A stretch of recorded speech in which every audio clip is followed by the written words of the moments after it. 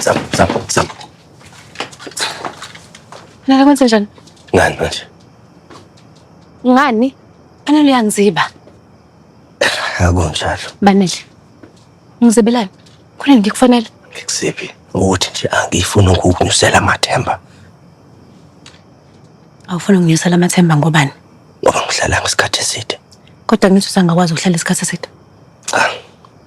Ngikwazi. Akuyona impilo yami lena. Yonke lento le mina ngiyangizwa nje ukuthi ithini ngempela. Angisona uyaphila manje. Uyakwazi ukuphila la. Uyabuyisanele. Lothe seduleme abuya sothatha indawo yakhe. Andife lento le. Yonke lento yanife. Kunesizathu sokuthi unubelana ngithi.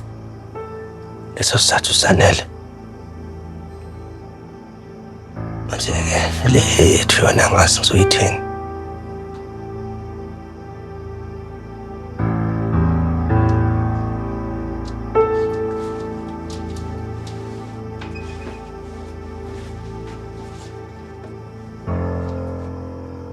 Kilo ngaye sibenzi balena. Angifuni base bakuzwe noma bakubone.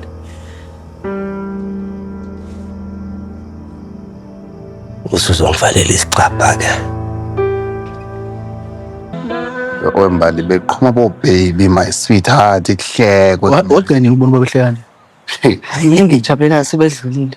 Phela ubaba noma bake bafuthina amazela nje kancane. Khuluma ngami la. Cha. Hayi ke ngaphambi ukuthi ngihambe khonto encane nje ngifuna ukisho la.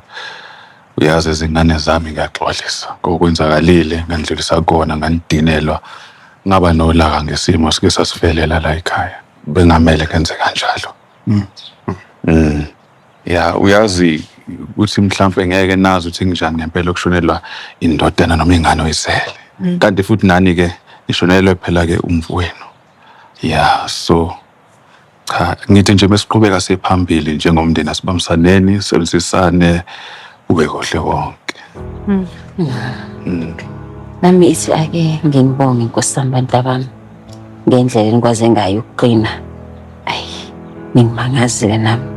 Hayi bungafuni ngidenge ngikusiza ngendaba esiphambana. Into ekumele ngizenzele yona lena mathuba. Hamba wena emsebenzini usuku lakho lokuqala. Hayi ngizenza kanjalo. Ayenza usalahle umkawathe. Sikhama sami ngisibuya ngala. Awuthi ngimlandele. Awuthi ngikusize mhlawumbe yazi nemoto seziyaduma. Hayi ngiyanibona nibaneke izitsha ke njalo ngiyanibona.